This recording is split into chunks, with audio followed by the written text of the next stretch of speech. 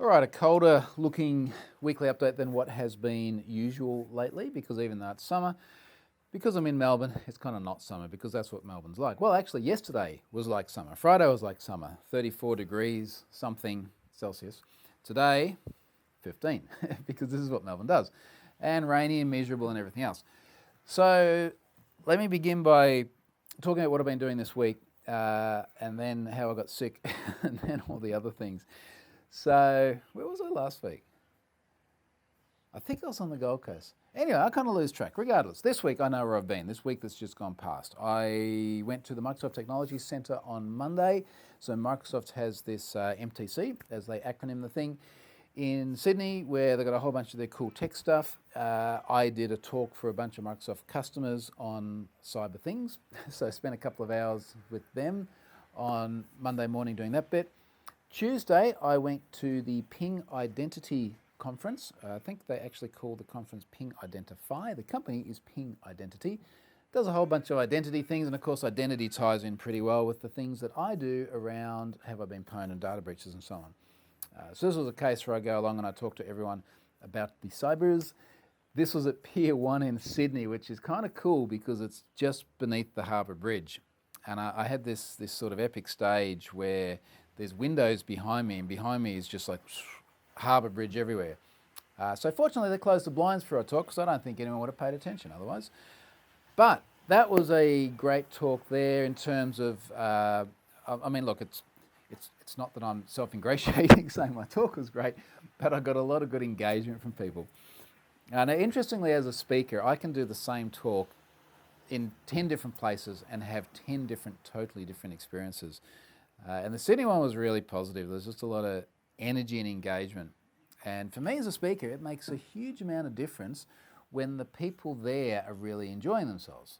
And I really strongly got that sense on Tuesday in Sydney. So then headed down to Melbourne, then in Melbourne on Thursday, did the same thing again for Ping. Different audience, same talk. So did that, and then had a dinner with the folks at Ping on Thursday night as well. And this was by the time I was actually starting to get sick. Now, as you can probably gather, my schedule and my year in general has been a little bit hectic for many, many different reasons. And what I find is if I get tired and run down, I tend to end up with a throat infection, where I can sort of feel it in my throat, and it's just like, it ends up being like razor blades, and it's there for a couple of days. Sometimes I lose my voice, develops into a cold, and that's it. And on the weekend, I was just starting to feel that in the throat again, going, crap, here we go again. And I sort of gave it a couple of days, and I was like, this feels really bad, but I'm not losing my voice or anything. And I didn't manage to get to actually see a doctor until Thursday. And the guy's like, okay, so the good news is that, like, you've got a throat infection, but it's minor. My ears are a little bit sore, but he's like, no ear infection. But you've got ulcers on the back of your throat, which is just as painful as it sounds. And I get mouth ulcers occasionally, like if I get run down, but they're normally like on the side of your tongue or on your lip or something like that. But this hurt like a bastard. Like, this was at the back of my throat, right at the point where the infection was as well. And every single thing I swallowed was just pain. Coffee was pain. Beer was pain. You know how much it hurts me to drink beer and go, this actually hurts? And particularly, especially hoppy beers with the bitterness. It was terrible. So that was absolutely rotten on Thursday. Unfortunately, I still managed to do my talk okay. The doctor basically said, here's some antibiotics to make sure that it doesn't turn into anything worse than what it already is. Other than that, good luck, mate. And some Nurofen, so basically ibuprofen to try and take away some of the pain.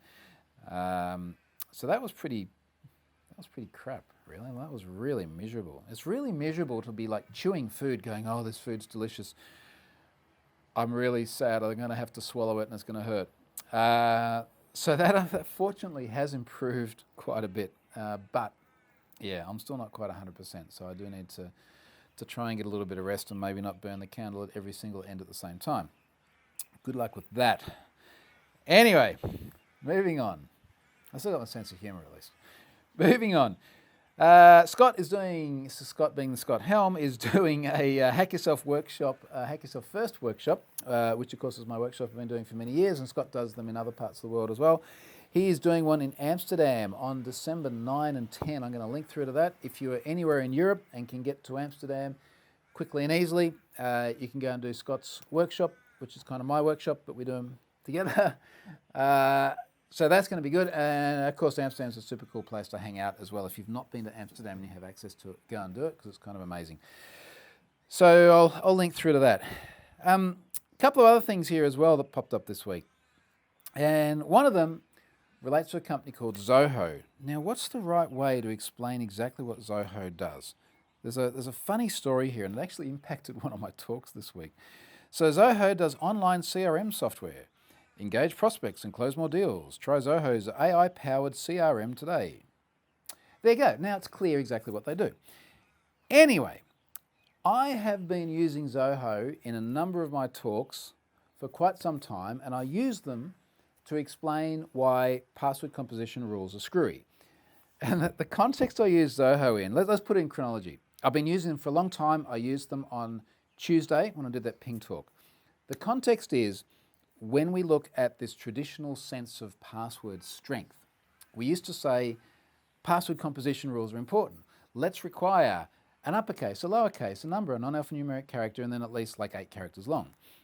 And the talks that I've been doing, every time I do this talk, no matter where I do it in the world, and I say to people, and do this in your own mind as I read it out, I say to people, let's imagine you want to have an all lowercase password. And you go to a website, and the website says you need to have an uppercase character. What are you going to do?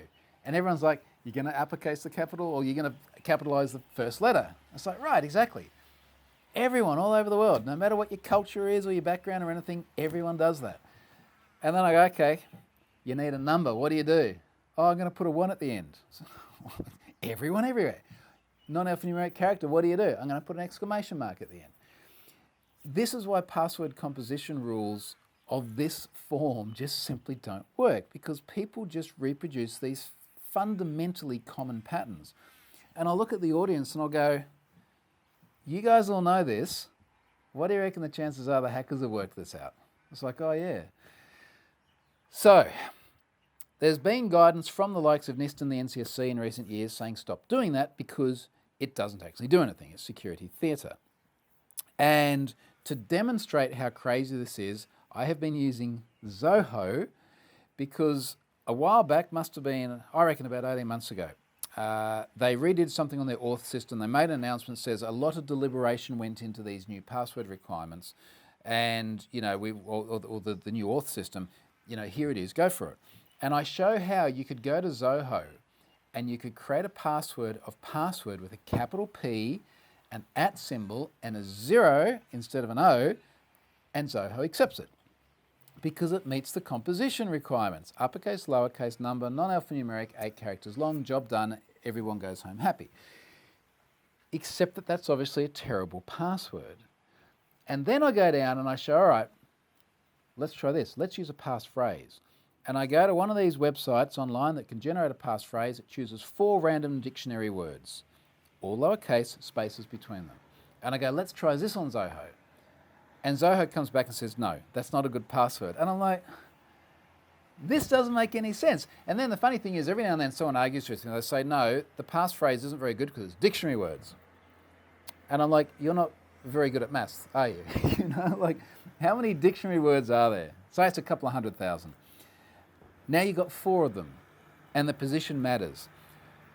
I don't know how many total possible permutations that leads to.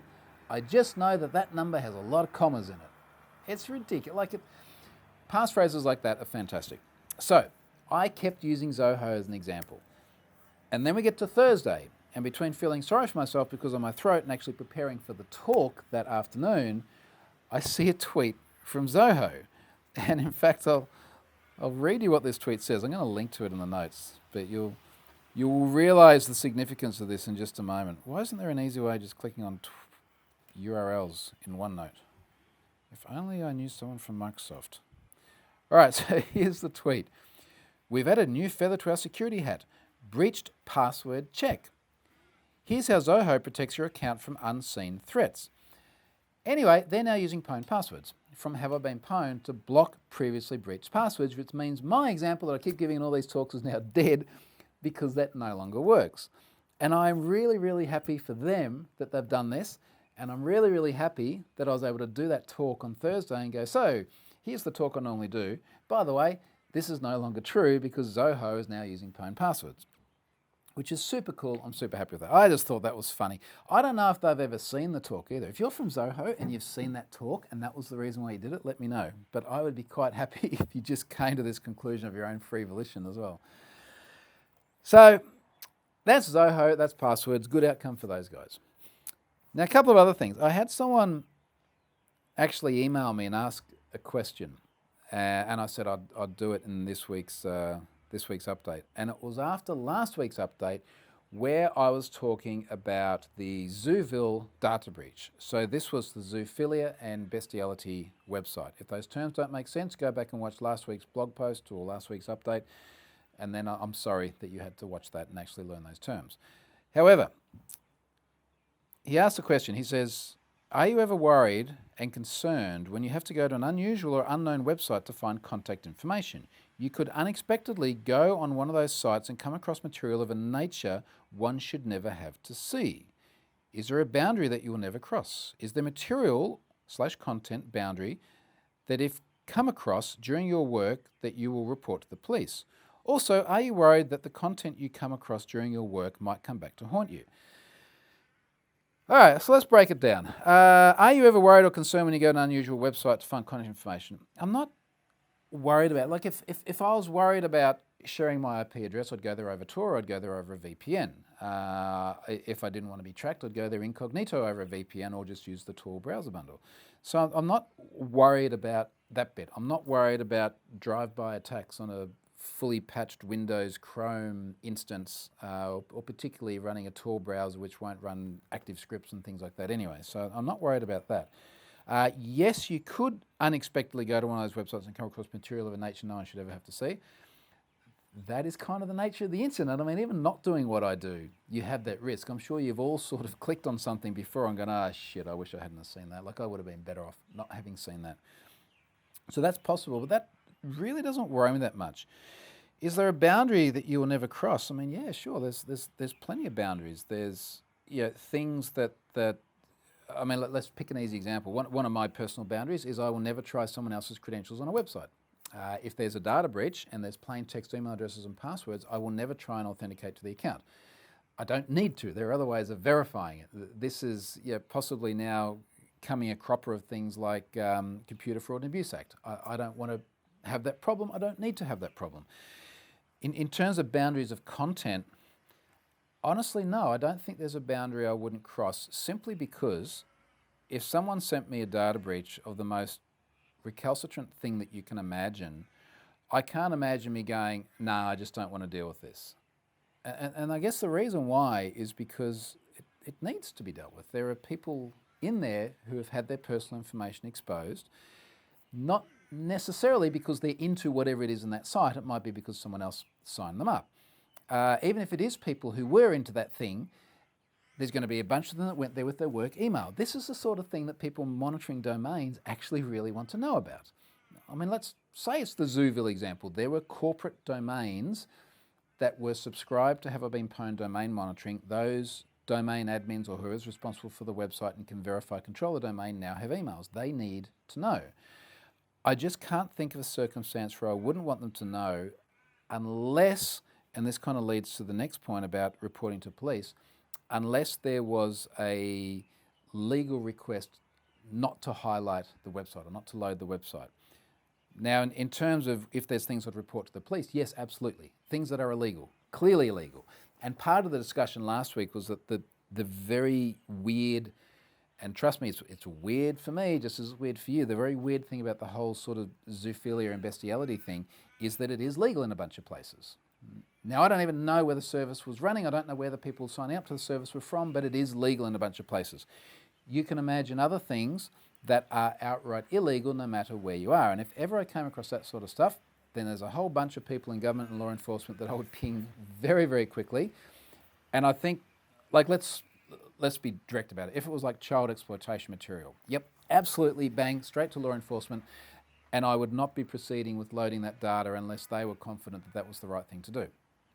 So absolutely, I'd report that sort of stuff. Also, are you worried that the content you come across during your work might come back to haunt you? Now, I think I took away from that, like, am I going to have bad dreams? You know, or is this going to, yeah, am I going to have PTSD from having seen this stuff? I'm not worried about it insofar as that's yet to happen. I mean, I've seen some weird shit, don't get me wrong. Some of it is super, super weird. And I don't mean to make light of it, but it's just weird. I'm yet to see something that really I found damaging. I mean, frankly, I would say that the closest I've come to something haunting me insofar as it kept playing on my mind after, you know, over and over and over and over again, was after the Ashley Madison data breach. I wrote a blog post about here's what Ashley Madison members have told me, and it was a selection of emails from a huge amount of correspondence I got from people that were members of the site, and they were sharing with me what the impact of this was on them. And the one that resonated the most is some guy said something like, you know, kiss your kids goodnight tonight, I'm not sure they'll ever see mine again.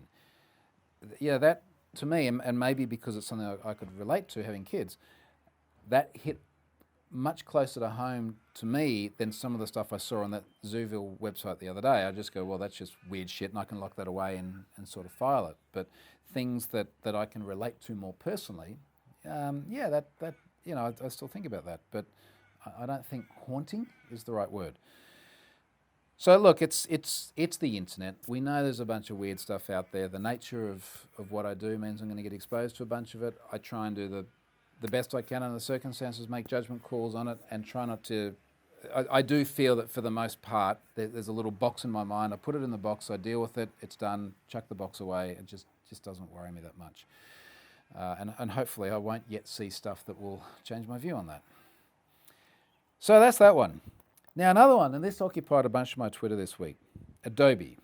So Adobe had another data breach. Now this is not good. It almost feels like life has come full circle. You know, I'm sort of right at the tail end of this have I been pwned sale, have I been pwned started, because of the Adobe data breach, the one that had the 152 million odd records in 2013. And now the tweet that I've shared here is Adobe exposed nearly 7.5 million Creative Cloud accounts to the public. And there's a story on Mashable, so I'll link through to this. And the story basically goes that, okay, so just in case you're not aware, Creative Cloud is Adobe's sort of software as a service model. So back in the day, you would buy a license of Photoshop, and then you would own the software for however long you wanted to use it for. And then if you wanted the new version 2 years later, you have to pay for it and upgrade it. Creative Cloud just keeps rolling all the updates. I'm a Creative Cloud user myself. I assume my data is probably in this. I'm quite happy with that model for reasons that I will explain later on. Anywho, says here, nearly 7.5 million Adobe Creative accounts were exposed to the public. The database containing the sensitive user info discovered by security researcher Bob Dychenko. Bob Dychenko been a good provider of some data to have I been pwned in the past as well, thanks to Bob. Was accessible to anyone through a web browser. Ah, geez.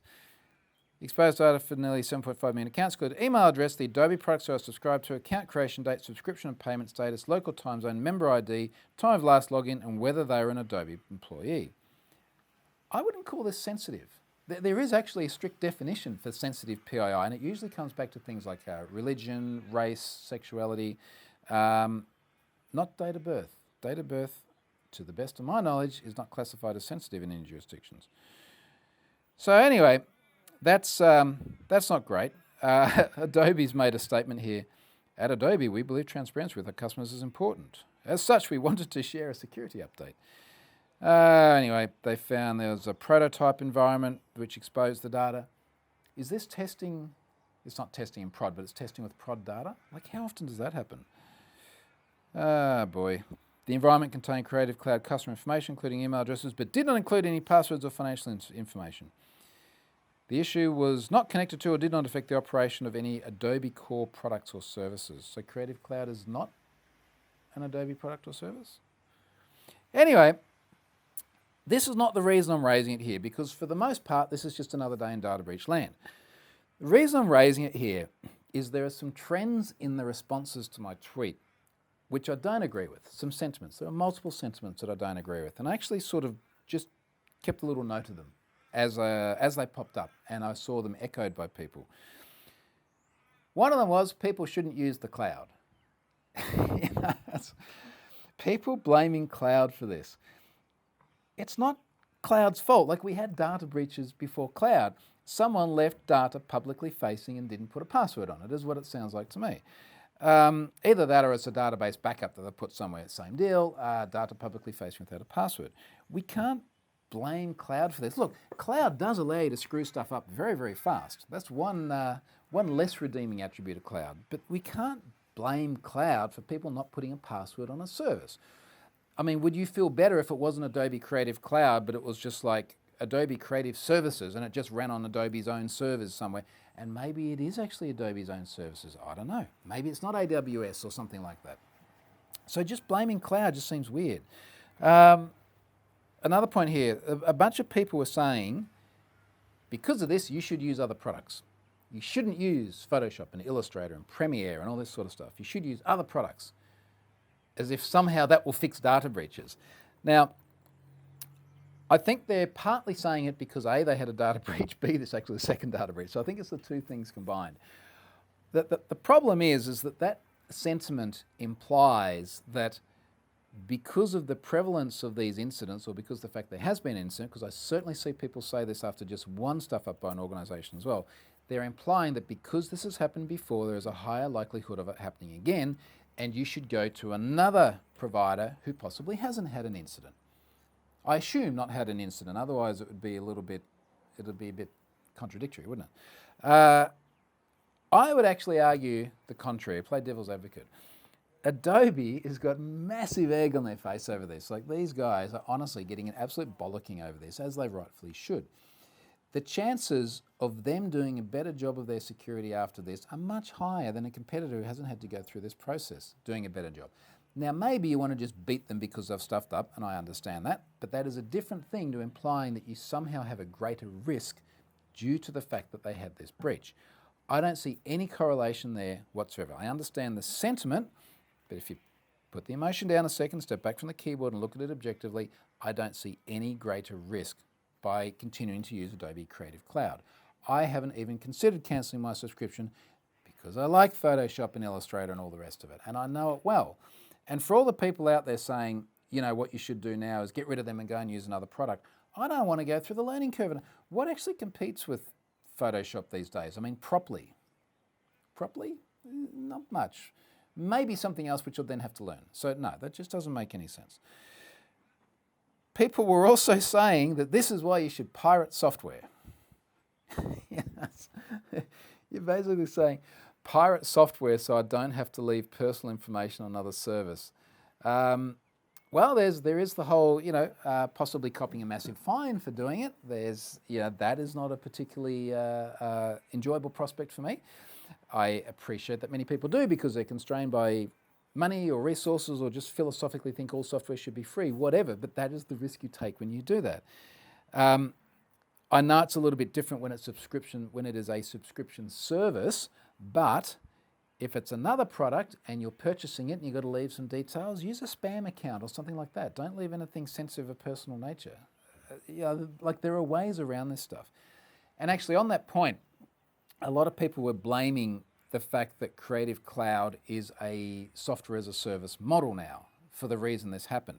I'll tell you what, if you went and bought Photoshop outright, you would still need to leave your details. You still have a repository of your information somewhere. The fact that they're now provisioning updates as they happen and always shipping you the newest version, that's not the thing that makes your data vulnerable. It's giving your data to another party, which makes it vulnerable. And you've got to do that either way. The final one here, and I often see this, and this is a real sort of odd one to my mind, is enough people to allow me to actually make a note about it, were claiming that they saw an uptick in spam following this. Now, that is possible that whoever got hold of this database is now using it to send spam. The problem is there's a lot of different reasons why you might start to get spam.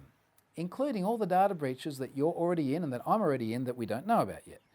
It's really hard to correlate an incident like that with an uptick in spam unless you've got a lens across enough of the spam to then be able to say, well, there is actually a really high correlation between the email addresses receiving the spam and the email addresses exposed in the breach. Other than that, just individuals popping up going, I get a lot of spam. That's because you get a lot of spam. It doesn't necessarily mean it's from Adobe. Now, I don't mean to sort of get around being an Adobe apologist the whole time, because that's not the intention, but it just bugs me when people get either irrationally paranoid or lay blame at places that just doesn't make sense. So that's my view on all the Adobe things. I just felt that the whole thing got a little bit carried away.